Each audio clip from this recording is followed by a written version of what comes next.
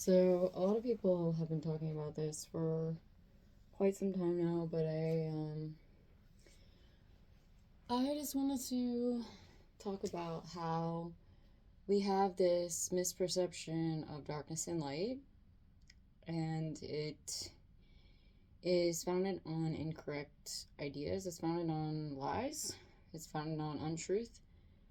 Um, like we're told that like darkness is evil and light is good, right? And all these religions they reference the light as being this really good thing and then the darkness as being this really bad thing. But then when we look at nature, we see that they just are partners and they share time equally. So we have the day and we have the night, and they balance each other out and they balance out our biochemistry, right? So,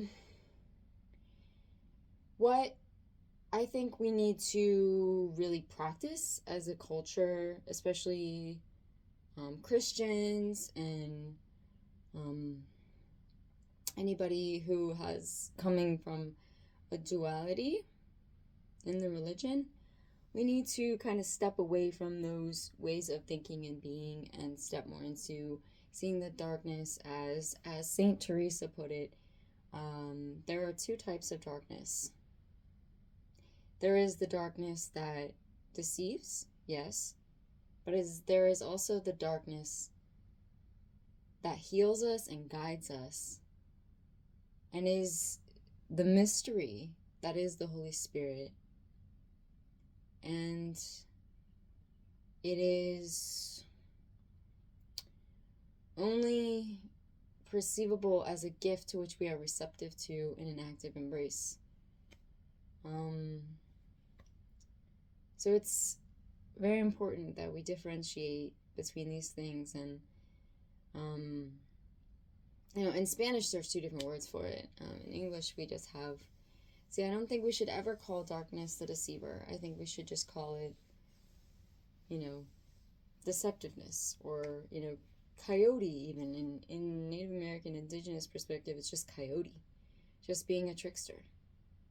And I think that's the best way to look at it, because really we're doing a disservice to our own, our own mental health, our own cognitive function when we mislabel darkness as something bad, when really darkness is actually that soothing balm that gives us peace and healing and respite and renewal, and is also the space of the womb, the inwardness, and femaleness in general.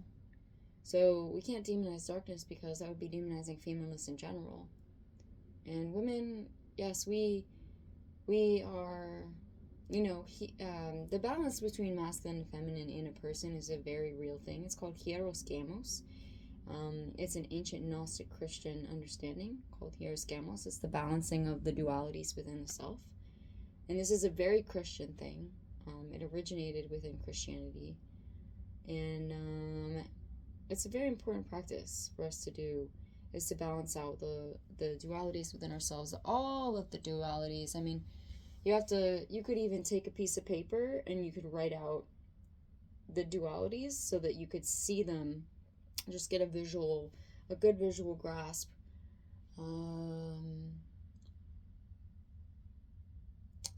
of everything that you have to balance out, instead of just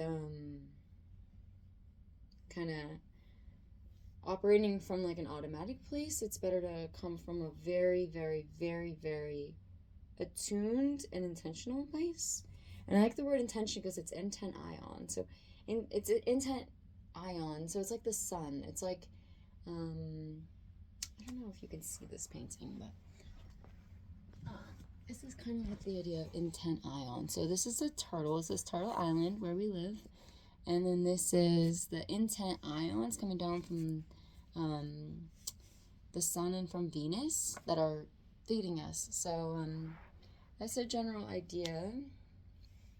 And yeah, I just want to talk about darkness as a gift. And darkness is very, very quite holy, which is why for centuries humanity worshipped the Black Madonna, until racism in America became so heightened that our family literally forced us to hide under the cover of whiteness, because the people that hated black people were extremely, extremely obnoxious, and so um, it protected us. But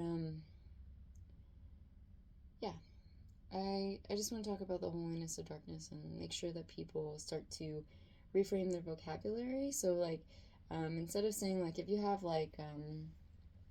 negative thoughts, instead of calling them dark thoughts, call them negative thoughts. Stuff like that. Yeah, I think it's very, very important that we just continue to progress forward in all the ways, politically, socially, spiritually, um, and because it's we don't have to follow like the Kabbalion, like it's not like a mental. To me, it's not for Gnostic Christians, for mystics of all kinds. The universe isn't a mental thing. The universe is a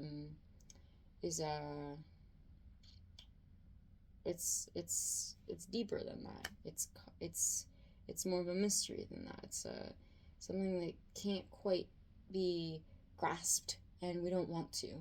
And it's not about control, and it's not about who has the strongest thought. No, I win now. I have the strongest thought. No, it's like you don't. You don't win because you win. Does that make sense? I think people know that now. But yeah, we're just gonna keep moving forward.